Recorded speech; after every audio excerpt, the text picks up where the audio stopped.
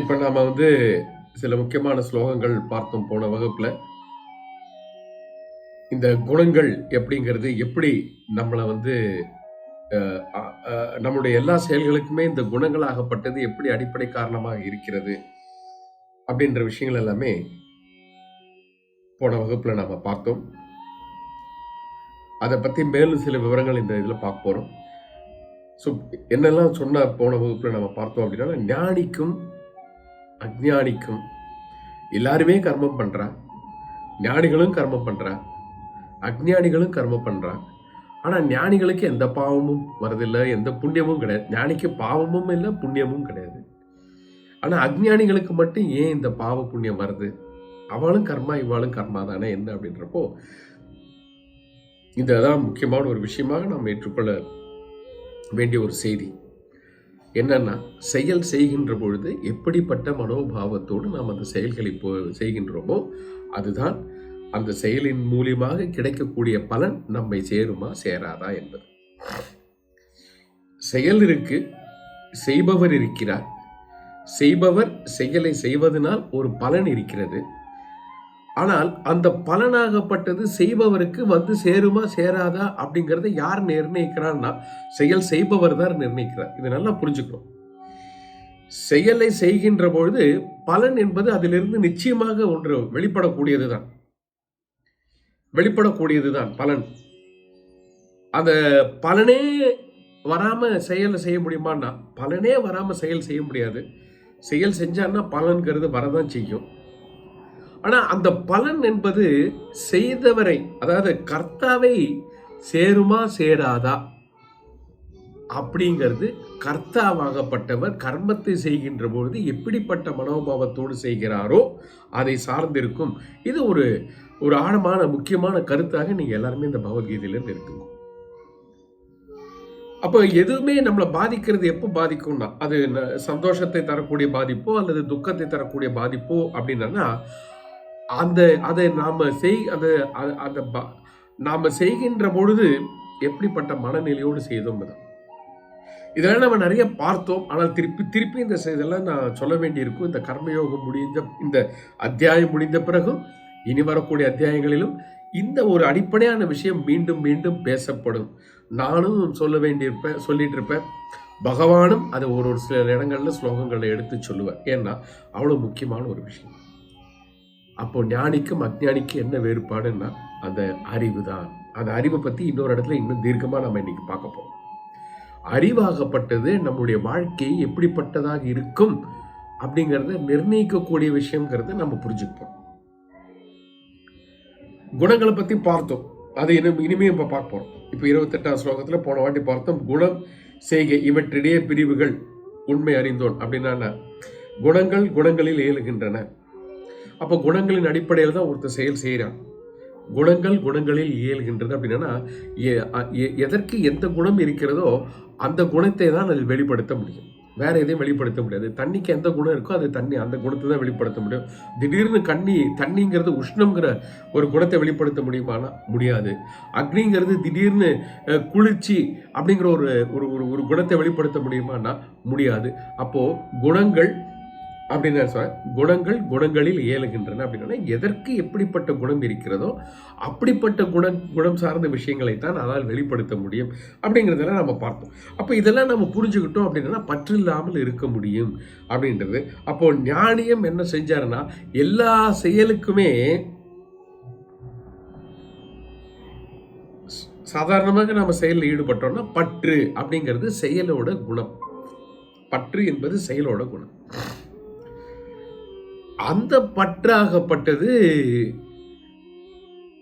இல்லாம முடியுமான்னா, எப்ப முடியும்னா, செய்கின்றவர் எப்படிப்பட்ட மனோபாவத்தோடு செய்கிறார் அப்படிங்கிறது தான் நம்ம பார்த்து முடித்தோம். போன வகுப்புல இதெல்லாம் ரொம்ப பார்த்தோம். இனி இந்த வகுப்புல வேறு சில விஷயங்களை நம்ம பார்ப்போம். 29வது ஸ்லோகத்துல என்ன சொல்ல வர்றார் அப்படின்னு பார்ப்போம். திருப்பி இந்த இடத்துல குணங்களை பத்தி பேசி வேறு ஒரு முக்கியமான விஷயத்தை எடுத்து சொல்ல போறார் பகவான். அதை நாம் பார்ப்போம்.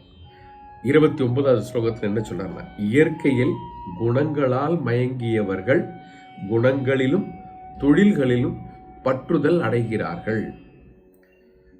சிற்றறிவுடைய அந்த மாந்தர்களை முழுதுணர்ந்த ஞானி உழல்விக்க கூடாது. இது மறுபடியும் ஞானிக்கு கொடுக்கக்கூடிய ஒரு அறிவுரை மாதிரி. மறுபடியும் இந்த இடத்துல சொல்லி இதோட முடிக்கிறேன். இந்த ஒரு பர்டிகுலர் ஞானி அவளுக்கு அட்வைஸ் பண்ணக்கூடாது. யாருக்கு அட்வைஸ் பண்ணக்கூடாதுன்னா, இயற்கையில் குணங்களால் மயங்கியவர்கள். குணங்களே இயற்கை தான். இயற்கையில் குணங்கள்னா என்னன்னா, அவளுக்குன்னு ஒரு குணம் இருக்கு இல்லையா, அதுதான் இயற்கையில் குணங்கள். சில பேர் பை நேச்சர் சத்துவ குணம் ஓங்கி இருக்கும், ஃபாலோடு பை ரஜோ குணம் அண்ட் தமோ குணம். சில பேருக்கு பை நேச்சர் இயற்கையிலேயே ரஜோ குணம் ஓங்கி இருக்கும், தமோ குணமோ சத்துவ குணமோ பின்னாடி நிற்கும். சரியா?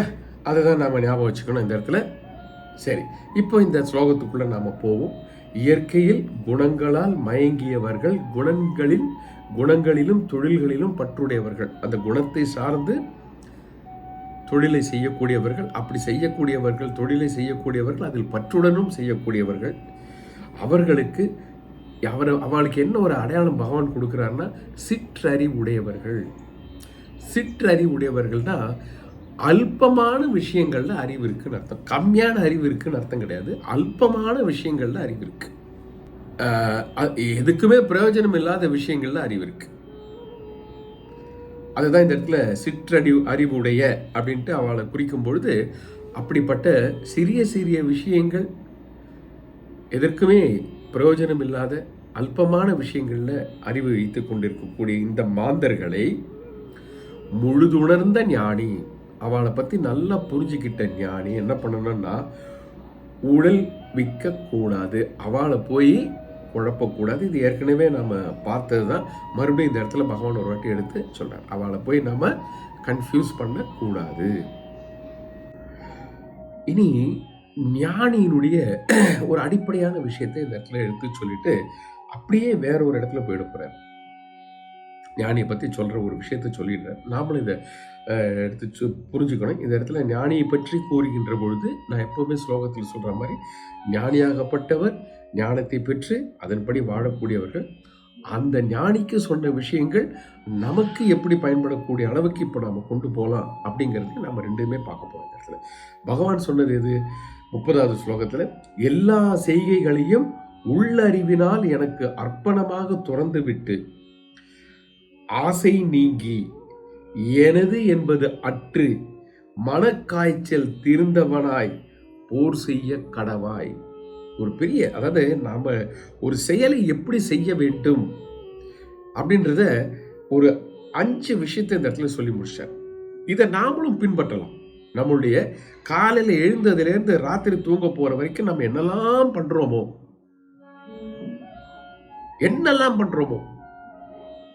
அந்த விஷயங்களில் இந்த 5 விஷயத்தை நாம கொண்டு போய் சேர்த்து அந்த கலவையோடு நாம செஞ்சோம் அப்படின்னா எப்படி அது சரியான வழியாக இருக்கும். அதுதான் அந்த பாரதத்துல பகவான் சொல்றார். அப்படி என்ன சொல்றாருன்னா, கர்மயோகத்தை பத்தி சொன்னார். இவ்வளவு நேரம் ஞானிகளை பத்தி பேசினார். அவர்கள் எப்படிப்பட்டவர்களாக இருப்பார், அப்படிப்பட்டவர்களுக்கு எப்படிப்பட்ட பலனை அடைவார், அவர்கள் யாரை எப்படி குழப்பக்கூடாது, குணங்களை பற்றி சொன்னார். எல்லாமே சொல்லி முடிச்சுட்டு மறுபடியும் கர்மயோகத்துக்கு வரார்.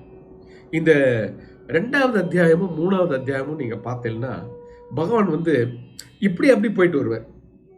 2வது அத்தியாயத்தினுடைய பேர் சாங்கிய யோகம். அதுல ஞானத்தை பத்தி சொல்றேன். அதே நேரத்துல அதிலே நடுவுல கர்மயோகத்தை பத்தி சொன்னார். 3வது அத்தியாயம்ங்கிறது கர்மயோகம். கர்மயோகத்திலையும் கர்மயோகத்தை பத்தி சொல்ல ஆரம்பிச்சு இனியும் சொல்ல போறார். நடுவுல ஞானிகளை பத்தி சொல்லி அதனுடைய பெருமைகள், அதனுடைய குணங்கள் எல்லாத்தையுமே எடுத்து சொல்றார். ஸோ இதுல ஒரு பெரிய இம்பார்ட்டன்ஸ் என்னன்னு பாத்தீங்கன்னா, சாங்கிய யோகத்திலையும் சாங்கியத்தை பத்தி சொல்லி கர்மயோகத்தை சொன்னார். கர்மயோகத்துல கர்மயோகத்தை பத்தி சொல்லி சாங்கியத்தை பத்தியும் சொல்றார். அப்ப என்னன்னா, இது ரெண்டுமே முக்கியமான விஷயம். நாம தெரிஞ்சுக்க வேண்டியது. ஒன்றை விட்டு ஒன்று பிரிக்க முடியாது. ஒன்றுக்கு ஒரு கர்மயோகம்ங்கிறது முதல் படி, அதுக்கு அடுத்தது ஞான யோகம், அதற்கு பிறகு ஞானி. அப்போ இந்த 2 சாப்டர்லையும் பார்த்தோம்னா தனித்தனியாக ஒரு பேரை கொடுத்தாலுமே அதில் ரெண்டுத்தையுமே கலந்து சொல்கிறேன். எதுக்குன்னா இந்த ரெண்டு தான் நம்ம அடிப்படையாக ஃபாலோ பண்ண வேண்டிய விஷயங்கள். அதில் முதல்ல நம்ம எங்கே ஆரம்பிக்கணும்னா கர்மயோகத்தில் ஆரம்பிக்கணும். அந்த கர்மயோகத்துக்கு ஆரம்பிக்கணும்னா அதுக்கு முன்னாடி என்ன ஆரம்பிக்கணும்னா அது அப்புறமா சொல்லுவேன். கர்மயோகத்துக்கு முன்னாடி எங்கேருந்து ஆரம்பிக்கலான்றதையும் அப்புறமா சொல்லுவேன். ஆனால் இந்த இடத்துல கர்மயோகத்தை நம்ம புரிஞ்சுப்போம். மறுபடியும் கர்மயோகத்தை பற்றி சொல்கிறார். என்னெல்லாம் சொல்கிறார்? எல்லா செய்கைகளையும் உள்ளறிவினால், உள்ளறிவு அப்படின்னா என்ன அர்த்தம்னா விவேகத்துடன் செய்ய வேண்டும். விவேகம்னா என்ன நாம பார்த்தோம்? டிஸ்கிரிமினேட்டரி பவர், பகுத்தறிவு. எது உண்மை எது பொய் என்பதை புரிந்து கொண்டு அதற்கேற்றாற்போல் செய்கைகளை செய்வது. நான் இதுக்கு ஒரு உதாரணமும் சொன்னேன். அரிசி, கல் ரெண்டும் கலந்துருக்கு. அதனால தான் இந்த பகுத்தறிவு தேவைப்படுது. ஒரே ஒரு அறிவு மட்டுமே இருந்துன்னு வச்சுக்கோங்களேன், பகுத்தறிவுக்கு அவசியமே இல்லை. அரிசி மட்டுமே சுத்தமாக கல்லே இல்லாமல் அரிசி கிடச்சிதுன்னு வச்சுக்கோங்களேன், கல்லை பொறுக்க வேண்டிய அவசியமே கிடையாது. இன்னைக்கு யாருமே பண்ணுறதில்ல. இன்னைக்கு இல்லைன்றாங்க. அதை விட ஒரு ஷாக்கிங் நியூஸ் என்னன்னா, அரிசி மாதிரியே பிளாஸ்டிக்கில் பண்ணி கலந்து விற்கிறான்ற ரொம்ப சில விஷயங்களெல்லாம் கேட்டால் நமக்கு சாப்பிட்றதே கஷ்டமாயிடும். எதை தொட்டாலும் ஏதோ ஒன்று சொல்லிடுறா, இதில் அது கலந்துருக்கு, இது கலந்துருக்கு, அது கலந்துருக்கு, அதை தொடாதீங்க, இதை தொடாதீங்க, ஏதோ ஒன்று சொல்லி கடைசியில் சாப்பிட உட்காந்தாலே நமக்கு சாப்பிட்றதுக்கு பயமாயிடுது. அப்படி ஆக்கிட்டா இப்போ. ஆனாலும் நம்ம அந்த ஒரு உதாரணத்தை எது எடுத்துக்கிறோன்னா ரொம்ப ஈஸியாக புரிஞ்சுக்கிறதுக்கு, அரிசியும் கல்லும் கலந்துருக்கு. கலந்துருக்கிறதுனால தான் பகுத்தறிவு தேவைப்படுது. ரெண்டுத்தையும் பிரித்து பார்த்து எது வேணும் எது வேண்டான்னு தெரிஞ்சுக்கிட்டு வேணுங்கிறத வச்சுக்கிட்டு வேண்டாத்ததை தூக்கி போடணும். அந்த பகுத்தறிவு, உண்மை எது பொய் எது, ஏன் இது வேணும்னா ரெண்டும் கலந்துருக்கு. அந்த பொய்யுக்கு என்ன அர்த்தம் பார்த்தோம்? மித்யா அப்படின்றத பார்த்தோம். மித்யா அப்படின்னா என்ன? மாயா. அதை நம்ம எல்லாம் பார்த்தோம் முன்னாடி வகுப்புல. அப்போ அதெல்லாம் நான் மீண்டும் எடுத்து சொல்லலை. ஆனால் இது ரெண்டும் கலந்துருக்கு. சத்தியமும் மித்யா அது ரெண்டும் கலந்துருக்கு. கலந்துருக்கிற காரணத்தினால அதை பிரித்து பார்க்க வேண்டிய கட்டாயம் மனுஷனுக்கு தேவைப்படுது. ஏன்னா அதை பிரித்து பார்க்கக்கூடிய அறிவு இல்லை அப்படின்னா அவன் அந்த மித்யாவில் மயங்கி, மாயையில் மயங்கி, உண்மை அல்லாததை உண்மை என்று நினைத்து கொண்டு அதனுடன் வாழ்க்கையை வாழ ஆரம்பித்து அது அவனுக்கு துயரத்தை கொடுக்கும், பாவங்களை சேர்க்கும், மீண்டும் மீண்டும் பிறப்பெடுக்க வேண்டிய கட்டாயத்தில் கொண்டு போய் விடும். அப்போ இதை பிரித்து பார்க்க வேண்டிய கட்டாயம் இருக்கு. அதனாலதான் அந்த விவேகம் என்று சொல்லக்கூடிய பகுத்தறிவு, உண்மை எது உண்மை அல்லாதது எது, பொய்ங்கிற வார்த்தையை பயன்படுத்துறதை விட உண்மை அல்லாதது எதுங்கிறத வார்த்தை தான் சரியா இருக்கும். ஏன்னா மித்யாங்கிறது என்னன்னா உண்மை அல்லாதது. அது பொய்யானா அனுபவத்துக்கு இருக்கேன், அதனால அது பொய்யுன்னு சொல்ல முடியாது. அது உண்மையானா அனுபவத்துக்கு இருக்கு, ஆராய்ச்சி பண்ணி பார்த்தா அது இல்லை, அப்போ அது உண்மைன்னு சொல்ல முடியாது. அப்போ அது உண்மை அல்லாதது ஒரு கேட்டகரியில் வந்துடுது. அது மித்யா. அப்படி இருக்கிறதுனால அப்போ எந்த செயலை செய்தாலும் விவேகத்துடன் செய். அப்படின்னா பகுத்தறிவை பயன்படுத்தி செய். அடுத்தது என்ன? சரி, நம்மளோட அன்றாட விஷயங்கள்ல எப்படி பகுத்தறிவு பயன்படுத்துறது, உண்மை எது பொய் எது? காலையில நான் காப்பி போடுறேன், காப்பி போட்டுட்டு தானே இருக்கேன், காப்பி போட்டு நானும் குடிக்கிறேனே, இதுல எங்க இந்த விவேகத்தை பயன்படுத்துறது, பகுத்தறிவு? காப்பி பொடியா, சர்க்கரையா, பாலா, எதை பிரிச்சு பார்த்து எதை எடுத்து சாப்பிடுறது அப்படின்னு சொன்னா எப்படின்னா, இன்னைக்கு காப்பி கிடைக்கிறது குடிக்கிறேன், சந்தோஷம். இன்னொரு நாளைக்கு கிடைக்காமலும் போகலாம், இல்லை மோசமான காப்பி கிடைக்கலாம், இல்லை இன்னொரு நாளைக்கு இதை விட சூப்பரான காப்பி கிடைக்கலாம். ஏன்னா எதுவுமே நிரந்தரம் இல்லை அப்படிங்கிற அறிவோட அந்த காப்பி குடித்தோம் அப்படின்னா, கலந்து குடித்தோம் அப்படின்னா, கிடைக்கிற அன்னைக்கு சந்தோஷமாக குடிப்போம், கிடைக்காத அன்னைக்கு கவலைப்பட மாட்டோம். சில நேரத்துலலாம் நம்ம ட்ரெயினில் போகும்போது ஆற்றுல காலையில் 5 மணிக்கு எழுந்து சுப்பிரபாதம்லாம் வச்சு கேட்டு பெருக்கி தொடச்சி எல்லாம் பண்ணிட்டு ஒரு கப்பு காப்பி சுட சுட ஃபில்டர் காப்பி போட்டு குடிச்சிட்டு அப்பா அடன்னு உட்காருவோம். இது டெய்லி ஆற்றுல நடக்கும். ஒரு நாளைக்கு ட்ரெயினில் ஆற்றுல போகிறேன், 5 மணிக்கு நீங்கள் முழிப்பு வந்துடுத்து எழுந்து உட்காந்துட்டேன், ஸ்டேஷனை காணோம். 1/2 மணி நேரம் ஆச்சு, ஸ்டேஷனை காணோம். 5:30 ஆகிடுது, 6 ஆகிடுது, 6:30 ஆகிடுது, ஒரு ஸ்டேஷன் வருது. நம்ம கம்பார்ட்மெண்ட் எங்கேயோ தள்ளி இருக்கு. ஒருத்தன் காப்பின்னு சொல்லிட்டே வரேன், நம்ம கிட்ட வரதுக்குள்ள ட்ரெயின் கிளம்பிடுது. ஐயோ போச்சு, ஒரே டென்ஷன் ஆகிடும். எவ்வளோ ட்ரெயினில் காப்பி கொண்டு வர மாட்டானா, பக்கத்தில் இருக்கவள்கிட்ட இங்கே இதில் பேண்ட்ரி கார் கிடையாதா, எவ்வளோ நம்ம பறக்க ஆரம்பிக்கிறோம். உண்மையா இல்லையா சொல்லுங்க பார்ப்போம், இல்லையா? அப்போது அந்த காலையில காப்பி போட்டு குடிக்கிற இடத்துல அந்த விவேகம் இருந்ததுன்னு வச்சுக்கோங்களேன், என்னன்னா இது உண்மையானது அல்ல. ஏன்னா இன்னைக்கு இப்படி இருக்கு, கிடைச்சின்னு இருக்கு. நாளைக்கு சூழ்நிலை மாறி போச்சுன்னா இதை விட சூப்பரான காப்பியும் கிடைக்கலாம், காப்பி கிடைக்காமலும் இருக்கலாம், மட்டமான காப்பியும் கிடைக்கலாம். அப்போ இன்னைக்கு இருக்கிறது எப்படி இருக்கு இதை எடுத்துப்போம், நாளைக்கு எப்படி இருக்கோ அப்படி எடுத்துப்போம். ஏன்னா இது நிச்சயம் கிடையாதுங்கிற பகுத்தறிவு வந்துருச்சுன்னு வச்சுக்கோங்களேன், நீங்க எதை செஞ்சாலும் செய்வேன், ஆனா அதுல ஒரு ஆழமான ஈடுபாடு, அதை பற்றுதல் வராது. ஈடுபாடு வேற, பற்றுதல் வேற. பற்றுதல் வராது. அப்ப என்னன்னா செய்யறத அனுபவிப்பேன், எது கிடைக்கிறதோ அதை அனுபவிக்க முடியும். அப்ப 6:30 மணிக்கு காப்பி கிடைக்கல, ஆமா நான் தான் ஏற்கனவே எனக்கே தெரியுமே, அது ஆற்றுல இருக்கும்போது நம்ம பண்ணி பார்த்தா கிடச்சிட்டுது. இன்றைக்கி ட்ரெயினில் வந்துட்டோம், நாங்கள் இப்போ ட்ரெயினில் ஏறும்போது மைண்டு செட் ஆகிடும். காலையில் காப்பி கிடைச்சாலும் கிடைக்கலாம், கிடைக்காமலும் போகலாம், கிடைச்சா குடிப்போம், கிடைக்கலன்னா ஓகே. அந்த காப்பி கழனி தண்ணியாக இருந்தாலும் குடிச்சிருவோம், வேணாண்ணா எல்லாம் ஆகிடும். அப்போ என்ன ஆகணும், அன்டிஸ்டர்ப்டு ட்ராவல் இருக்கும். நான் ஒரு சின்ன உதாரணம் உங்களுக்கு சொன்னேன், டே டு டே லைஃப்பில் எப்படி இதை கொண்டு வரலாம், இந்த விவேகன்றதை எப்படி கொண்டு வரலாம், பகுத்தறிவை எப்படி கொண்டு வரலாம். பகுத்தறிவுங்கிறது என்னது, உண்மை எது, உண்மை அல்லாதது எது என்பதை புரிந்து கொண்டு உண்மையை எடுத்துக்கொண்டு உண்மை அல்லாததை விட்டு விடுவது. விட்டு விடுவதுன்னு அதை செய்யாம இருக்கிறதுன்னு அர்த்தம் இல்லை, அதை செய்தாலும் அதன் மீது இருக்கக்கூடிய பற்றை விட்டு விடுவது. புரிஞ்சதா? ஓகேவா? இப்போ உங்களுக்கு டே டு டே லைஃப்ல கொண்டு வரலாம். அடுத்தது நம்ம ஏற்கனவே பார்த்ததுதான், ரெண்டாவது விஷயம் நம்ம ஏற்கனவே பார்த்தது. முதல்ல என்ன சொன்னார், உள்ளறிவினால் அப்படின்னா விவேக புத்தியோடு எனக்கு அர்ப்பணமாக. அதை ஏற்கனவே நாம பார்த்தோம். எந்த செயலை நாம் செய்தாலும் ஈஸ்வரனுக்கு அர்ப்பணம் என்று சொல்லிவிட்டு ஆரம்பிப்போம். ஈஸ்வர அர்ப்பணம், கிருஷ்ண அர்ப்பணம் அஸ்து, ஈஸ்வர அர்ப்பண அஸ்து, பிரம்ம அர்ப்பணம் அஸ்து. யாருக்கு வேணாலும் சொல்லுவோம், யாருக்கு வேணாலும் சொல்லுவோம். இது ஒரு செயலை செய்கின்ற பொழுது, செயலை ஆரம்பிக்கின்ற பொழுது அந்த இறைவனுக்கு அர்ப்பணம் செய்கின்றேன். இது எதுக்காக செய்யறேன்னா அவருக்கு அர்ப்பணமா செய்கிறேன். அடுத்தது என்னன்னா, அர்ப்பணமாக துறந்து விட்டு அப்படின்னா பற்றி துறந்து விட்டு ஈஸ்வரனுக்கு அர்ப்பணமாக செய்கின்றேன்.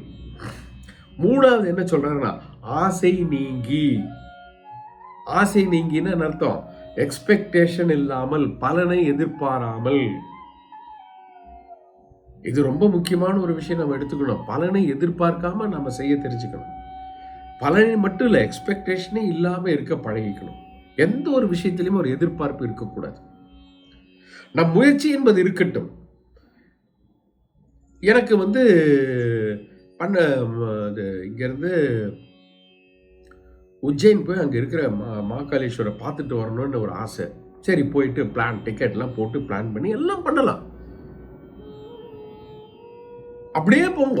ட்ரெயின் யாத்திரை நல்லா இருக்கணும், அது இது கிடைக்கணும், அது கிடைக்கணும், சௌரியமா பர்த்து கிடைக்கணும், பக்கத்தில் ட்ரெயினில் தூங்குறோம், கொரட்டை விடாமல் இருக்கணும், அப்படி நடக்கணும், இப்படி நடக்கணும், ட்ரெயின் கரெக்ட் டயத்துக்கு போகணும், இறங்கின உடனே லாட்ஜ் புக் பண்ணின லாட்ஜ் சூப்பராக இருக்கணும், அப்படி இருக்கணும். 1008 கணக்கு போடாதீங்க. எல்லாம் பிளான் பண்ணி எல்லாம் செட்டப் பண்ணுங்க. எல்லாம் பண்ணிட்டு நீங்கள் பாட்டுக்கும் யாத்திரையில் இறங்குங்கோ. அது எப்படி போகிறதோ அப்படியே போகிறதுக்கு நம்ம பழகிட்டோம் அப்படின்னா எந்த மாற்றமும் நம்மளை ஒரு தொந்தரவு பண்ணவே பண்ணாது. ஏன் இதை சொல்றேன்னா, பகவானே சொன்னார், நம்ம 2வது அத்தியாயத்துல பார்த்தோம், கர்மத்தின் மீது தான் உனக்கு அதிகாரம் இருக்கிறது, பலன் மீது உனக்கு ஆளுமை கிடையாது. அப்போ என்னன்னா, நம்ம செய்யறதெல்லாம் செஞ்சிடும். அங்க போனா ஒருவேளை கோயிலில் ஒரே ரஷ்ஷா இருக்கலாம், அல்லாண்டி காலியா இருக்கலாம், மழையா இருக்கலாம், பயங்கர வெயிலா, எப்படி வேணா இருந்துட்டு போட்டோம். I am going without any expectations. எனக்கு என்ன கிடைக்கிறதோ, எப்படி கிடைக்கிறதோ அதை ஏற்றுக்கொள்ள நான் தயாராக இருக்கிறேன். அந்த ஒரு மனப்பான்மை வேண்டும். 3வதாக சொல்கிறார், ஆசை நீங்கி பலன் எதிர்பார்க்காமல் இருத்தல். அப்ப நாம் அதை எப்படி பார்த்தோம், நாம் செய்கின்ற கர்மாவை ஈஸ்வரனுக்கு அர்ப்பணமாகவும் அந்த கர்மத்திலிருந்து கிடைக்கக்கூடிய பலனை ஈஸ்வர பிரசாதமாகவும். ஏன்னா காலையில் நம்ம கோயிலுக்கு போகும்போது இன்னைக்கு பொங்கல் கிடைச்சா நல்லா இருக்கும்னு எதிர்பார்த்தா போகிறோம். இல்லை இன்னைக்கு புளியோதரை நேற்றே போன புளியோதரை ரொம்ப நல்லா இருந்தது, இன்னைக்கு அந்த புளியோதரை கிடைச்சா நல்லா இருக்கும்டா போகிறோம். நம்ம கோயிலுக்கு போகக்கூடாது. அப்படி அப்ப எப்படி நாம கோவிலுக்கு போகிறதுங்கிறது அந்த இறைவனை தொழுது விட்டு வருவதற்காகத்தானே ஒழிய, வருகின்ற பொழுது அவர்கள் பிரசாதமாக என்ன தருகிறார்களோ எதை கொடுத்தாலும் நான் ஏற்றுக்கொள்வேன். ஏன்னா எதுவாக இருந்தாலுமே அது ஈஸ்வரனுடைய பிரசாதம் தான், வேற அதுக்கு அடையாளமே கிடையாது. நாம தான் அது புளியஞ்சாதங்கிறோம், பொங்கல்ங்கிறோம், தயிர் சாதங்கிறோம், சாம்பார் சாதங்கிறோம், வெண்பொங்கல்ங்கிறோம், அக்கார வடசல்ங்கிறோம், என்னெல்லாமோ பேர் கொடுக்கறது நாம தான் பேர் கொடுக்கிறோம். அவ்வளவுதான். அதுக்கு ஒரே ஒரு அடையாளம் தான் இருக்கு. என்ன ஒரே ஒரு அடையாளம்னா ஈஸ்வர பிரசாதம், இறைவனின் பிரசாதம். இந்த ஒரு அடையாளம் தான் இருக்கு. அப்ப அதை எப்படி எடுத்துக்கிறோம்? எது கிடைச்சாலும் கண்ணை ஒட்டிட்டு எடுத்துக்கிறோம். ஐயோ தயிர் சாதம் இன்னைக்கு போச்சு, புளியஞ்சாதம் கிடைக்கும்னு நினைச்சிட்டு வந்த தயிர் சாதத்தை கொடுத்துட்டாலே அப்படின்றவா யாருமே இருக்க மாட்டா. அப்படி இருந்தா அப்படின்னா அது வேற கேட்டகரி, நம்ம அதுக்குள்ள போகலை. நம்மெல்லாம் அப்படி கிடையாது. அந்த மாதிரி எது கிடைத்தாலும் அதை ஏற்றுக்கொள்வது, கிடைக்கவே இல்லை என்றாலும் ஓகே அப்படி இருக்கணும் அப்படிங்கிறார். கர்மத்தில் கவனத்தை வை, அந்த கர்மத்தையும் எனக்கு அர்ப்பணமாக பண்ணு, பலனை எதிர்பார்க்காமல் இரு, அதுதான் ஆசை நீங்கி எனது என்பது அற்று. எதையுமே சொந்தம் கொண்டாடாதீங்க, எதையுமே சொந்தம் கொண்டாடாதீங்க. உங்க உடம்பும் உங்க மனசு கூட சொந்தம் கொண்டாடாது. பகவத்கீதையில நம்ம என்ன புரிஞ்சுக்க போறோம்? இந்த உடலும் நான் அல்ல, இந்த மனமும் நான் அல்ல. I am not this body, I am also not this mind. அப்ப நான் யாருன்னா ஆத்மா. எனது எனது எனதுங்கிற அந்த சொந்தம் கொண்டாடும் பொழுதுதான் நமக்கு லைஃப்ல ஏகப்பட்ட பிரச்சனை வரும். பாருங்க, இன்னைக்கு ரெண்டு இடத்துல பெரிய யுத்தம் நடந்துட்டு இருக்கு. ரஷ்யா யுக்ரைன் நடந்துட்டு இருக்கு, இஸ்ரேல் நடந்துட்டு இருக்கு. எதனால இந்த யுத்தம் வந்தது? யாருக்கு லாபம் சொல்லுங்க பாப்போம். எவ்வளவு பேர் இறந்து போறாங்க, யாருடைய லாபம்? இதுக்கு ஒரே ஒரு காரணம் தான், எனது அப்படின்ற அந்த சொந்தம் கொண்டாடக்கூடிய மனப்பான்மை தான் என்ன பண்றதுன்னா அங்க கொண்டு போய் வைக்குது. எல்லாமே பொது உடைமை, எனதுங்கிறது கிடையாது. எல்லாமே அந்த ஈஸ்வரனுடையது. யாதும் ஊரே யாவரும் கேளீர் அப்படின்றதுதான். எல்லாமே பொதுவானது. எனது என்பது எதுவுமே கிடையாது. எல்லாம் அந்த ஈஸ்வரனுடையது. அந்த சொந்தம் கொண்டாடக்கூடாது. என்னுடைய மகன், என்னுடைய மகள், என்னுடைய மருமகள், என்னுடைய பேரை, என்னுடைய பேத்தி, என் கணவன், என் மனைவி, என் தந்தை, என் தாய், அதெல்லாம் அந்த உறவெல்லாம் இல்லைன்னு சொல்லல. அந்த உறவெல்லாம் இருக்கு. அந்த உறவை போற்ற வேண்டும், அந்த உறவுக்கு மரியாதை கொடுக்க வேண்டும், அந்த உறவை கவனித்து பாதுகாக்க வேண்டும். அவ்வளவும் செய்யலாம். ஆனால் எனது எனது எனது என்று அதை நான் பந்தப்படுத்தி கொள்ள மாட்டேன், அதை நான் சொந்தம் கொண்டாட மாட்டேன். ஏன்னா சொந்தம் அப்படின்னு சொன்னாலே கூடவே வர்றது என்னது? பந்தம்.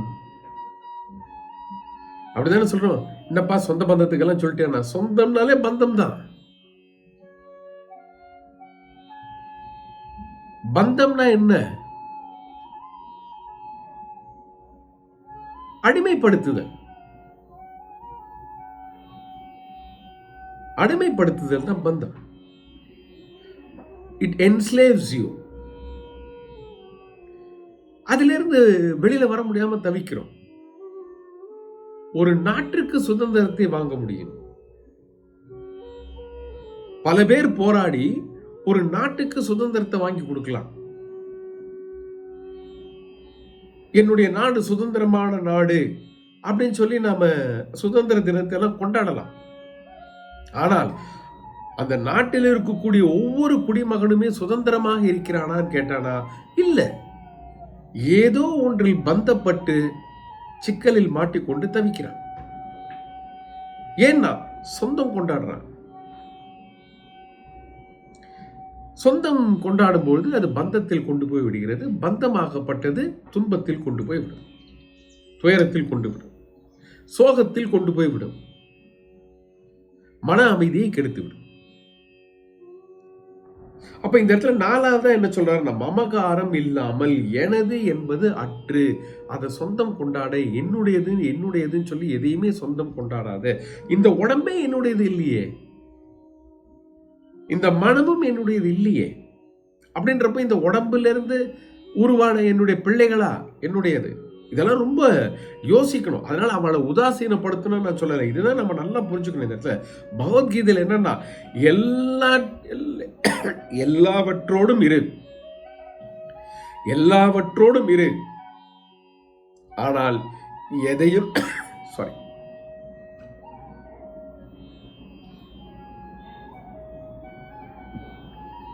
ஆனால் எதையும் உனதாக்கி கொள்ளாதே. எதோடு இருக்க வேண்டாம்னு சொல்லல. You be with everything.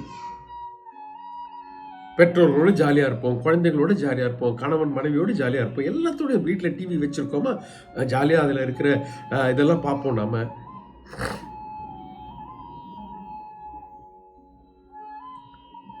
But இதையுமே அதுக்கு ஏதாவது ஒன்று ப்ராப்ளம்னா உடனே ஐயோ அம்மான்னு இருக்கக்கூடாது. என்ன பண்ணணும், குழந்தைக்கு உடம்பு சரியில்லையா, ஐயோ எனதுன்ற சொந்தம் இல்லை, அதனால நான் அந்த குழந்தைய பற்றி கவலைப்பட மாட்டேன்னு அது அது அது முட்டாள்தான். குழந்தைக்கு உடம்பு சரியில்லையா, அந்த குழந்தைக்கு என்ன பண்ணி அந்த குழந்தைய எப்படி சரியாக்கலான்ற எண்ணத்தோடு அதற்குண்டான முயற்சியில் இறங்கணும். ஐயோ என் குழந்தைக்கு எப்படி அடுத்த, என் குழந்தைக்கு எப்படி அடுத்த, ஆக ஓகோன்னு ஆர்ப்பாட்டம் பண்ணும்பொழுது தான் பிரச்சனை வருது. Handle everything, but don't allow that to handle you. அதுதான் சரியான நம்ம சுதந்திரம் அடைந்து விட்டோம் என்றால் அதுக்கு என்ன அடையாளம்னா, எல்லாத்தோடையும் இருப்பேன், ஆனா எதாலையும் என்னை விலங்கிட முடியாது. I will be everywhere, but nothing will be with me. இது நல்லா புரிஞ்சுதான் என்னன்னு தெரியல உங்களுக்கு. அதாவது ஏற்றுக்கொள்ளக்கூடிய அளவுக்கு விஷயம் போய் சேர்ந்துதான் தெரியல. நல்லா சிந்திச்சு பாருங்க, நல்லா சிந்திச்சு பாருங்க. That's what Bhagavad Gita is all about. மமகாரம் இல்லாமல். அடுத்தது என்ன சொல்றாருன்னா, காய்ச்சல் மனக்காய்ச்சல் தீர்ந்தவனா. இதுதான் ரொம்ப ரொம்ப இம்பார்ட்டன்ட். மனக்காய்ச்சல் என்னன்னா, மனசுக்கு வந்த ஜுரம் என்னது?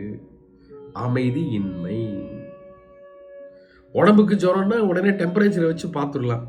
ஆகா 102, உடனே ஓடுங்க, டாக்டர் கிட்ட ஓடுங்க, மேலே ஈரத்துணியை போட்டு தொடங்கோ, எல்லாம் சொல்லி ஒரு பேராசிட்டமால் கொடுங்கோ, எல்லாம் பண்ணலாம். இது உடம்புக்கு ஜுரம். உடல் காய்ச்சல் டெம்பரேச்சர் வச்சு தெர்மாமீட்டர் வச்சா தெரிஞ்சிருது. மனக்காய்ச்சல், இதுக்கு தெர்மாமீட்டர் வேண்டாம், ஒண்ணுமே வேண்டாம். நம்ம எப்படி இருக்கோன்றத ஒரு 5 நிமிஷம் யோசிச்சோன்னா நமக்கு தெரிஞ்சு போயிடும். என்னன்னா, மனக்காய்ச்சலுடைய சிம்டம்ஸ் என்னன்னா, எரிச்சல், கோபம், பொறாமை, வைத்தெரிச்சல்,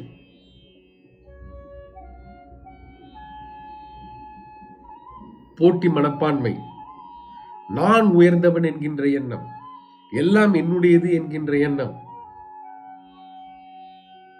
யாருக்கும் எதையுமே விட்டு கொடுக்க மாட்டேன் என்கின்ற மனோபாவம், யாரோடும் எதையும் பங்கு போட மாட்டேன் என்கின்ற மனோபாவம், இதெல்லாம் சிம்டம்ஸ் ஆஃப் மனக்காய்ச்சல். அப்படின்னா சிம்பிளா எப்படி புரிஞ்சுக்கலாம்னா, மனம் அமைதி இல்லாமல் இருக்கிறது இல்லையா? கடல் அமைதியா இல்லைன்னா என்ன அர்த்தம்? மேலேயும் கீழே தண்ணி ஏறி இறங்கிட்டு இருக்கு. திடீர்னு ஃபோர்ஸ்ல தண்ணியோட லெவல் மேலே போகிறது, திடீர்னு கீழே போகுது. நாம கடற்கரையில் அதை அலைன்னு சொல்றோம். உள்ள கடலுக்குள்ளே போயிட்டோன்னே என்ன ஆகும்னா, அது அலையாக இருக்காது, ஆனால் தண்ணியுடைய மூவ்மெண்ட்டு அப் அண்ட் டவுனாக இருக்கும். அப் அண்ட் டவுனாக என்னென்னா சீராக இல்லை. அது சீராக இல்லாத கடலில் கப்பல் போச்சுன்னா என்ன ஆகும்னா, அந்த கப்பலும் சேர்ந்து ஆடும்.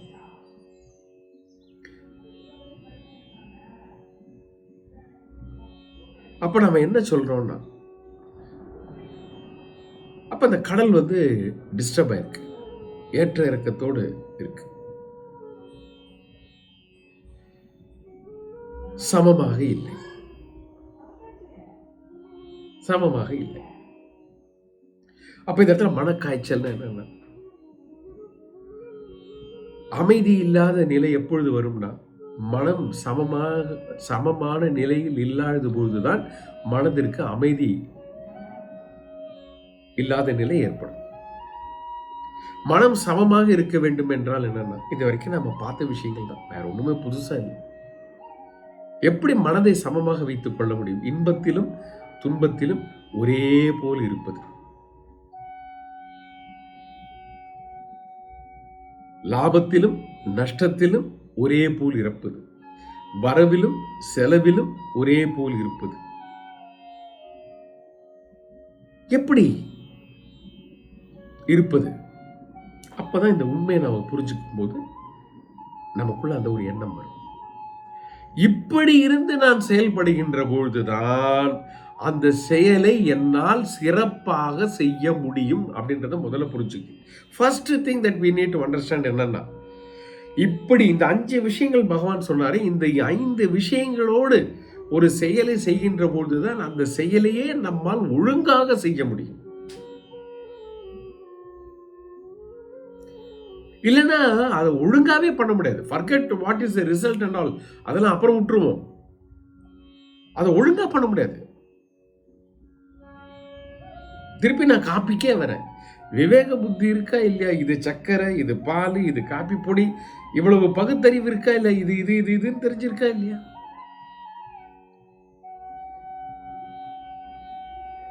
இல்லையா?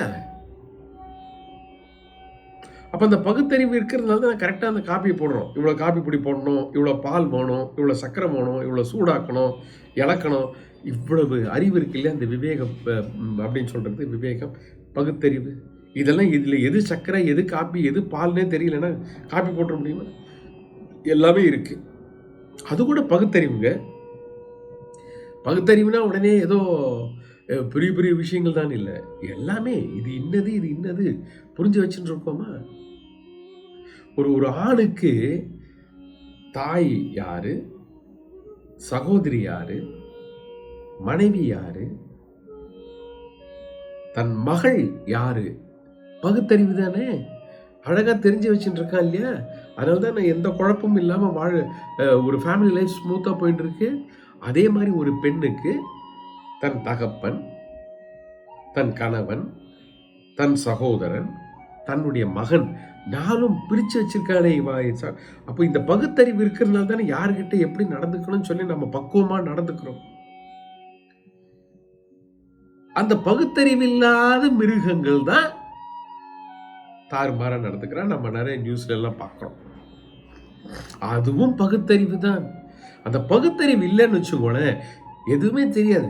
இப்ப இந்த இடத்துல வெயில் இருக்கு, இங்க காலை வைக்கணும்னா காலில் செருப்பு போட்டுட்டு தான் காலை வைக்கணும்ன்ற பகுத்தறிவு இருக்கு. ஏன்னா அந்த பகுத்தறிவு, இங்க வெயில் இருக்கு, நான் நிக்கிற இடத்துல வெயில் இல்லை, வெறும் காலோட நிக்கலாம். அங்க போகணும்னா கால் சுட்டுடும், வெயில் இருக்கு. இதை பிரித்து பார்த்து அது சூடான இடம், இது சூடு இல்லாத இடம் என்று புரிந்து கொள்ளக்கூடிய அறிவு, பகுத்தறிவு எல்லாமே கொண்டு வரலாம். அந்த பகுத்தறிவுங்கிறது ஒன்று நம்ம கிட்ட இருக்கிறதுனாலதான் நாம நிறைய குழப்பங்கள் இல்லாம எல்லா விஷயத்தையுமே பண்ண முடியுது. ஆனா பகவான் இந்த இடத்துல சொல்லக்கூடிய பகுத்தறிவு என்னன்னா, அது நான் இப்ப சொன்ன எக்ஸாம்பிள் எல்லாம் நம்மளுடைய லைஃப்ல, அன்றாட நம்மளுடைய தினசரி லைஃப்ல நாம அந்த பகுத்தறிவை பயன்படுத்தி கொண்டு தான் இருக்கின்றோம். ஆனால் நாம் உணர்வோடு செயல்படாத காரணத்தினால் அந்த அருமை நமக்கு புரியவில்லை. அதை நம்ம அந்த பகுத்தறிவோட தான் நான் செயல்பட்டுக்கிட்டு இருக்கேன் அப்படின்ற உண்மையான உணர்வோடு நாம் செய்கின்ற பொழுது அதனுடைய ஒரு உண்மை தன்மை, அதனுடைய அற்புதம் நமக்கு புரியும். அப்பதான் அந்த பகுத்தறிவை டெவலப் பண்ண முடியும். இங்க வெயில், இங்க நிழல், இங்க வெறுங்காலோட நிக்கலாம், அங்க காலில் செருப்பு போட்டுக்கிட்டு தான் நிக்கணும். இது பகுத்தறிவு இல்லையா? ஆனா இன்னொரு பகுத்தறிவு என்ன சொல்லுது? இந்த வெயில், இந்த இடத்துல வெயில் எப்பவுமே இந்த இடத்துல வெயில் இருக்காது. சூரியனுடைய நிலை மாறுகின்ற பொழுது நான் இப்ப எங்க நிழல் சொல்லி நின்று இருக்கேனோ அங்க வெயில் வந்துடும். எங்க வெயில் சொல்லி செருப்போட போகணும்னு நினைச்சோன்னா அங்க நிழலா மாறிடும். அப்ப நான் முட்டாள்தனமா இல்லை. ஏன்னா இப்போ இங்க நிழல், அங்க வெயில், அப்புறமா அங்க நிழல், இங்க வெயில். இப்ப இங்க செருப்பு வேண்டாம், அங்க செருப்பு வேணும், அப்புறமா அங்க செருப்பு வேண்டாம், இங்க செருப்பு வேணும். See, no problem. ஸோ உன்னுடைய பகுத்தறிவு என்ன சொல்லுது? இப்ப எது என்னுடைய அறிவுக்கு, என்னுடைய உணர்வுக்கு இருக்கிறதோ அது உண்மையானது அல்ல. பிறகு அது மாறும். மாறுகின்ற பொழுது நானும் மாற வேண்டும். அப்ப நம்ம என்ன பண்றோம்? அதை பிடிச்சிக்கல. அங்கேயே எப்போவுமே அங்கதான் வெயில் இருக்கும், இங்க நிழல் தான் இருக்கும். இதே மாதிரிதான் நம்ம லைஃப்ல புரிஞ்சுக்கணும். இன்னைக்கு துன்பம், நாளைக்கு இன்பம், அதே நாளைக்கு அப்புறமா மாறலாம். இன்பமாக இருக்கக்கூடிய நேரத்தில் துன்பம் வரலாம், துன்பமாக இருக்கக்கூடிய விஷயங்கள் இன்பமாக மாறலாம். இப்படி எல்லாமே மாறி மாறி வரும். அப்ப நான் என்ன புரிஞ்சுக்கணும்னா, இது ரெண்டுமே மாறி மாறி வரும் அப்படின்றப்போ இப்படிதான் இருக்குன்றதை நம்ம புரிஞ்சுக்கும் பொழுது என்ன ஆகுதுன்னு பார்த்தீங்கன்னா, அந்த சமமான மனம் இது எல்லாமே நம்ம புரிஞ்சுக்கும் பொழுது என்ன ஆகுதுன்னா, ஒரு செயலை நாம் இந்த 5 விஷயங்களை அடிப்படையாக வைத்து செய்கின்ற பொழுது எந்த விஷயத்தையுமே குழப்பம் இல்லாமல் தெளிவாக ஒழுங்காக பண்ண முடியும். பண்ண முடியறதோட மட்டுமே இல்லாம அதிலிருந்து என்ன பலன் கிடைத்தாலும் அதை ஏற்றுக்கொள்ளக்கூடிய மனப்பக்குவமும் நம்மிடத்தில் உண்டாகும். எல்லாத்தையும் சொல்லிட்டு இப்ப என்ன சொல்றாரு கடைசியில? அர்ஜுனா போர் செய்ய கடவாய் சொல்லி முடிக்கிறாரு. டபக்குன்னு அர்ஜுனா எழுந்திருப்பான். என்ன கண்ணா என்னெல்லாமோ சொல்லிட்டு வந்து திடீர்னு என்ன சண்டை போடுன்றிய? ஆமா நீதானே கேட்ட, நீதானே என்கிட்ட கேட்ட, நான் என்ன பண்ணணும் தெளிவா சொல்லிடு.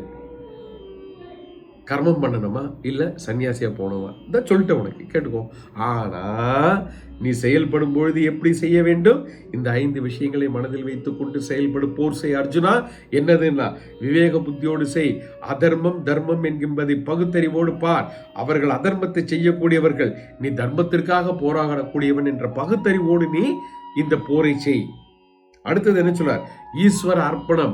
இந்த போரை நீ செய்கின்ற பொழுது இது உனக்காக, உன் நாட்டிற்காக, உன் மக்களுக்காக, அதற்காக இதற்காக என்று சொல்லாமல் இந்த யுத்தத்தை நான் என்னுடைய ஈஸ்வரனுக்கு சமர்ப்பிக்கின்றேன் அப்படிங்கிற எண்ணத்தோடு செய்கின்ற பொழுது உனக்கு அதர்மமான அணுகுமுறை வரவே வராது. ஒழுங்கா செய்கின்ற சண்டை இது ஈஸ்வர அர்ப்பணம்.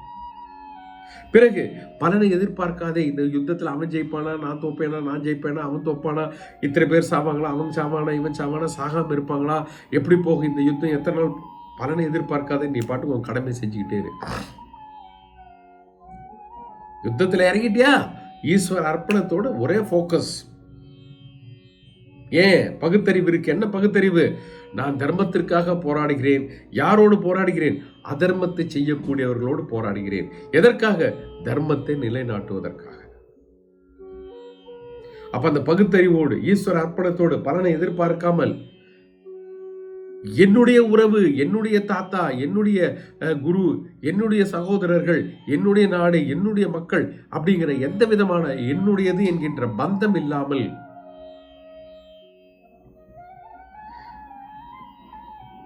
போர் செய். அப்படி போர் செய்கின்ற பொழுதுதான் அந்த இடத்தில் அங்கு இருக்கக்கூடிய மனிதர்களை தாண்டி அதர்மம் உன் கண்ணுக்கு தெரியும். உறவை பார்த்து விட்டால் தர்மம் அதர்மம் உன் கண்ணில் மறைந்துவிடும். Don't be emotional, be sensible. அப்ப சென்சிபிளா நீ யுத்தம் செய்யணும்னா என்ன அர்த்தம்? எனது அப்படிங்கிற சொந்தத்தை கொண்டாடாதே. என்னுடைய குருமார்கள் அப்படிதானே கர்ஜனன் குழம்பினா, என்னுடைய குருமார்கள், என்னுடைய தாத்தா, என்னுடைய சகோதரர்கள், அதனால்தான் குழம்பி போனான். அப்போ நீ அவர்கள் என்னுடையவர்கள் என்று பார்க்கின்ற பொழுது அந்த இடத்துல உனக்கு உறவுதான், பந்தம் தான் தெரியுமே ஒழிய அதற்கு பின் இருக்கக்கூடிய அதர்மம் உனக்கு தெரியாது. அப்ப என்ன பண்ணிடுவேன்னா அதர்மத்தை நீ பிழைக்க வைத்து விடுவாய், சொந்தத்தை கொண்டாட ஆரம்பித்து விடுவாய். நம்ம வீட்லயே அப்படிதான் இருக்கணும். சில நேரத்தில் திட்டுறோம் அப்படின்னா அந்த இடத்துல சொந்தத்தை பார்க்கக்கூடாது. திட்டுறதுங்கிறது என்னன்னா அதர்மமான செயல். நான் சொந்தத்தை திட்டவில்லை, அதர்ம செயலைத்தான் கண்டிக்கின்றேன். I am not scolding my son, I am scolding the action of my son. இந்த கிளாரிட்டி எனக்குள்ள இருக்கணும். அவன் எப்படி எடுத்துப்பான்னு எனக்கு தெரியாது. என் புள்ள ஐயோ அப்பா என்ன இப்படி திட்டுறா, நான் என்ன இது அப்பாவா இப்படி எல்லாம் திட்டுறாளே, ஒரு பாசமே இல்லை, அவன் எப்படி எடுத்துப்பான்னு எனக்கு தெரியாது. ஆனா என்னுடைய இன்டென்ஷன் இஸ் வெரி கிளியர். நான் என்னுடைய மகனை திட்டவில்லை, என் மகனை குறை சொல்லவில்லை, அவன் செயலை நான் கண்டிக்கின்றேன். அவனை நான் கண்டிக்கவில்லை, அவன் செயலை கண்டிக்கின்றேன். இந்த ஒரு தெளிவு வேணும். அப்ப இந்த இடத்துல என்னன்னா, என்னுடைய மகன் என்பதை நான் விட்டுவிட்டேன், அங்கு நடந்த சம்பவத்தை எடுத்துக்கொள்கின்றேன். அப்ப என் மகனை நான் திட்டவில்லை, அந்த செயலை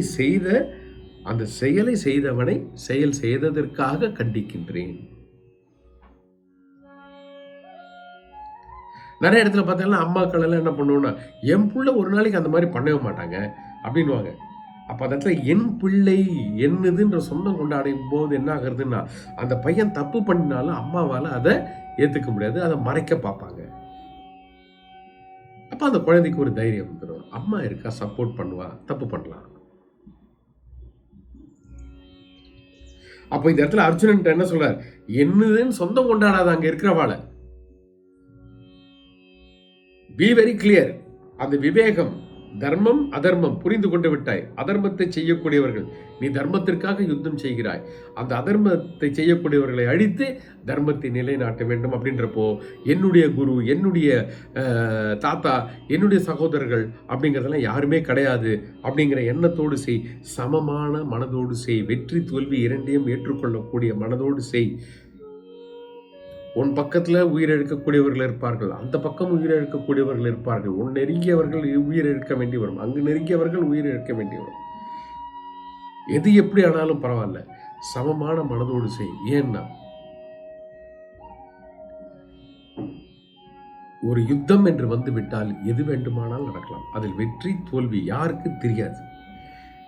யார் எந்த பக்கம் அதிகமான வீரர்கள் உயிரிழப்பார்கள், யார் உயிரிழப்பார்கள், யார் வெற்றி ஜெயித்து வருவார்கள் உயிரிழக்காமல் தெரியாது.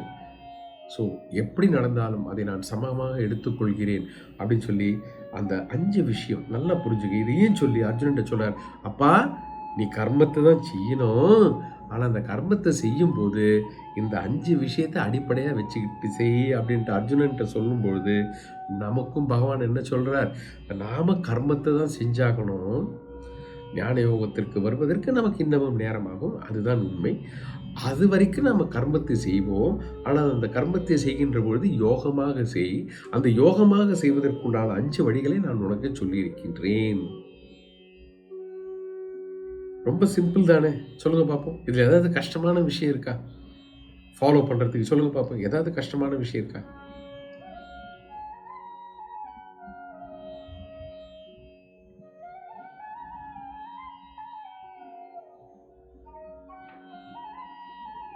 இருக்குன்னு சொல்ல முடியல. கண்டிப்பா இல்லை, கண்டிப்பா இல்லை, கண்டிப்பா இல்லை. இதுதான், இப்படிதான் நாம செய்யணும் அப்படின்னு சொல்லி 30வது ஸ்லோகத்துல அவ்வளவு அற்புதமாக அந்த கர்ம யோகத்தை செய்து அர்ஜுனன் எப்படி போரிட வேண்டும் அப்படின்றப்போ, அர்ஜுனன் எப்படி அங்க குருட்சேத்திரத்தில் கௌரவர்களோடு சண்டை போட்டு கொண்டிருக்கின்றானோ அதே மாதிரி தான் நாமும் நம் வாழ்க்கையில் இந்த மாயாவோடு சண்டை போட்டு கொண்டிருக்கின்றோம். அப்படி சண்டை போடும்போது நமக்கு இதுதான் தேவை அப்படிங்கிறத பகவான் அடுத்து சொல்லிட்டு 31வது ஸ்லோகத்தில் கர்ம யோகத்தின் பலன் பெருமையை எடுத்து சொல்கிறார். அதை நாம் அப்படி பார்ப்போம் என்னன்ட்டு. என்னுடைய பகவான் சொல்றார், என்னுடைய இந்த நித்தியமான கொள்கையை எந்த மனிதர் ஸ்ரத்தையோடு பொறாமையின்றி பின்பற்றுகிறார்களோ, ஸ்ரத்தை உடையோராய் பொறாமையின்றி பின்பற்றுகிறார்களோ அவர்களும் தொழில்களிலிருந்து விடுபடுகிறார்கள். இது ஒரு ஆழமான கருத்து இருக்கு இந்த இடத்துல. ரொம்ப ஆழமான கருத்து சொல்லியிருக்கார் பகவான். அதனுடைய அந்த கர்ம யோகத்தினுடைய பலன் என்னன்னா, அது சும்மா செஞ்சா பராது. என்னுடைய அப்படின்னு என்ன அர்த்தம்னா, என்னுடையதுங்கிறது இந்த இடத்துல கிருஷ்ண பரமாத்மா தன்னை சொல்லிக் கொள்ளவில்லை, டைரக்டா தன்னை சொல்லல. சாஸ்திரத்தில் சொல்லப்பட்டிருக்கக்கூடிய, வேதாந்தத்தில் சொல்லப்பட்டிருக்கக்கூடிய, உபனிஷத்தில் சொல்லப்பட்டிருக்கக்கூடிய இந்த கர்ம யோகமானதை நித்தியமான கொள்கை அது இன்னும் என்ன சொல்றார், நித்தியமான கொள்கையை. நித்தியமான கொள்கைன்னு அர்த்தம் டெய்லி செய்யக்கூடியது. ஏதோ ஒரு நாளைக்கு எனக்கு தோன்றப்ப செய்யறது கிடையாது. எவ்ரிடே, தினமும் நித்தியமான கொள்கை. இது கொள்கையா வச்சுக்கணும். நான் இனிமே இப்படிதான் செய்வேன். எவ்ரிடே, எவ்ரி டைம், தோணும் போது இல்லை. எந்த மனிதர், அடுத்தது எப்படி சொல்றார், ஸ்ரத்தையுடையோராய். ஸ்ரத்தை அப்படின்னா நம்பிக்கை. எதில் நம்பிக்கை? சாஸ்திரத்தில் நம்பிக்கை. இது கொஞ்சம் நம்ம புரிஞ்சுக்க போறோம். ஏன்னா இந்த நம்பிக்கைக்கு ஒரு அத்தியாயம் வச்சிருக்காரு. ஸ்ரத்தாத்ரேய விபாக யோகம் சொல்லி 17வது அத்தியாயத்துல நம்பிக்கைக்குன்னு ஒரு அத்தியாயத்தை வச்சிருக்காரு பகவான், நம்பிக்கையை பத்தி பேசுறதுக்குன்னு. ஏன்னா அவ்வளவு முக்கியமான விஷயம். சொல்பவரிடத்தில் நமக்கு நம்பிக்கை இருந்தால்தான் சொல்லக்கூடிய விஷயத்தில் நமக்கு நம்பிக்கை வரும். நல்லா புரிஞ்சுக்கணும். நான் ஒரு டாக்டர்கிட்ட போறேன் ட்ரீட்மெண்ட்டுக்கு அப்படின்றப்போ டாக்டர் மேல எனக்கு நம்பிக்கை இருந்தாதான் டாக்டர் கொடுக்குற ட்ரீட்மெண்ட்ல எனக்கு நம்பிக்கை வரும். அந்த ட்ரீட்மெண்ட்டை என்னால் ஃபாலோ பண்ண முடியும். யாரோ சொல்றப்ப அந்த டாக்டர் ரொம்ப நல்ல டாக்டர்னு யாரோ சொன்னா எதுக்கும் போய் பார்ப்போம் அப்படின்ட்டு போனேன்னா அந்த ட்ரீட்மெண்ட்டை உன்னால முழுமையா ஏத்துக்கிட்டு ஃபாலோ பண்ண முடியாது.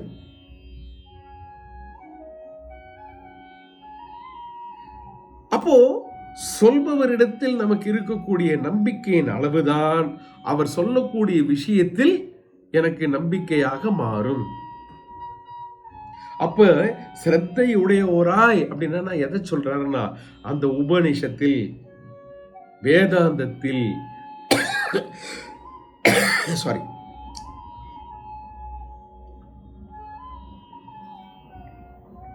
சாஸ்திரத்தை சொன்னவர்கள், அவர்கள் அதில் நம்பிக்கை உடையோராய். பலன் மீது நம்பிக்கை சொல்லவே இல்லை பகவான். ஏன்னா சொல்றவர் மேல நம்பிக்கை வந்துருத்து அப்படின்னாலே, சொல்றவர்கிட்ட நம்பிக்கை வச்சு நம்ம கேட்டோம்னா அந்த விஷயத்தின் மீது நமக்கு நம்பிக்கை வரும். நம்பிக்கை வந்தால்தான் அதை நம்மால் பயன்படுத்த முடியும். செயல் என்பது நம்பிக்கையிலிருந்து ஆரம்பிக்கிறது. நல்லா யோசிச்சு பாருங்களேன். நீங்க எந்த மாதிரி விஷயங்களை செய்வீங்க? நம்பிக்கை இருக்கிற விஷயத்தை தான் செய்வீங்க. நம்பிக்கை இல்லாத விஷயத்த செய்வீங்களா? கொஞ்சம் யோசிச்சு பாருங்க. அப்போ ஒரு விஷயம் செயலாக மாற வேண்டும் என்றால் அதில் நம்பிக்கை வர வேண்டும். விஷயத்தில் நம்பிக்கை வர வேண்டும் என்றால் அந்த விஷயத்தோட சோர்ஸ் இருக்கு இல்லையா, எங்கிருந்து வர்றதுங்கிறது, அதன் மீது நமக்கு நம்பிக்கை வர வேண்டும். இன்னைக்கெல்லாம் அரசாங்கம் ஒரு அறிவிப்பு கொடுத்தான்னு வச்சு, நாளையிலேருந்து டெய்லி உங்களுக்கு தண்ணி பைப்போட வாட்டர் டெய்லி வரும்னா அவங்க அப்படிதான் சார் சொல்லுவாங்க. அதெல்லாம் வராது சார். ஏன்? அரசாங்கத்தின் மீது உனக்கு நம்பிக்கை இல்லை. நம்பிக்கை இல்லாததுனால அவன் சொன்ன விஷயத்த உனக்கு நம்ப முடியல.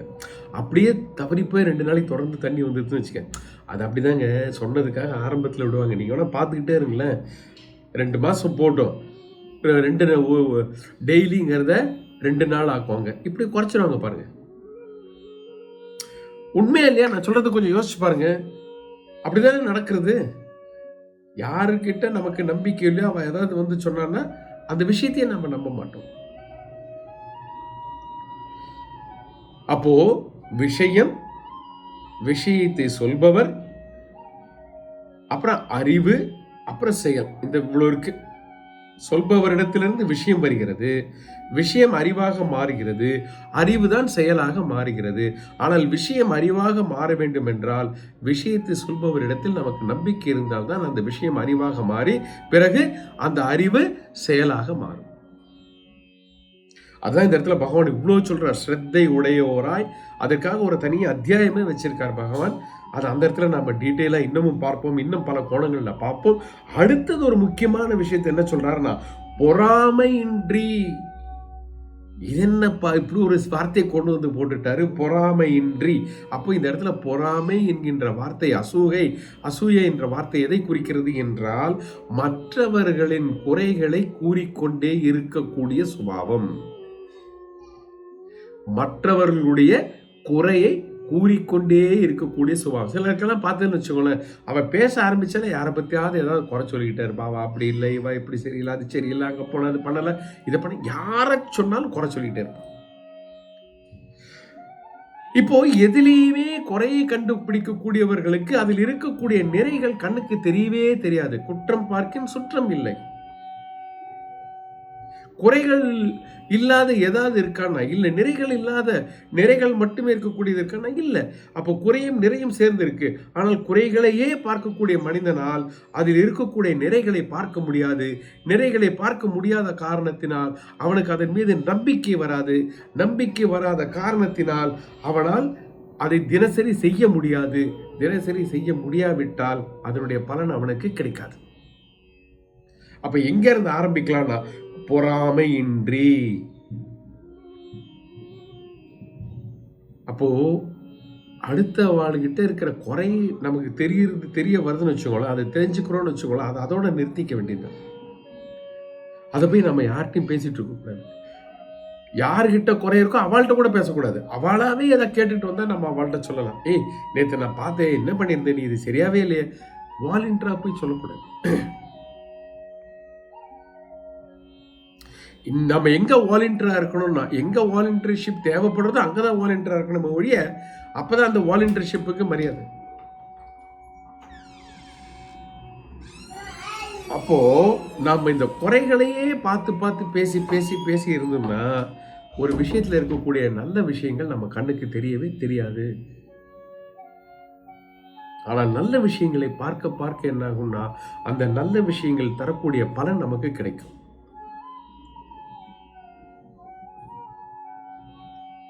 அந்த நல்ல விஷயங்கள் தரக்கூடிய பலன் நமக்கு அப்படியே கிடைக்கும். ரொம்ப ஆழமான ஒரு விஷயத்தை சொல்லியிருக்காரு. இது எல்லாம் யார் பின்பற்றுகிறார்களோ அவர்களுக்கு தொழில்களிலிருந்து விடுபடுகிறார்கள். அது என்னங்கிறத நம்ம டீட்டெயிலாக அடுத்த வகுப்புல பார்ப்போம். இது வரைக்கும் பார்த்ததில் யாருக்காவது ஏதாவது கேள்வி இருக்கா?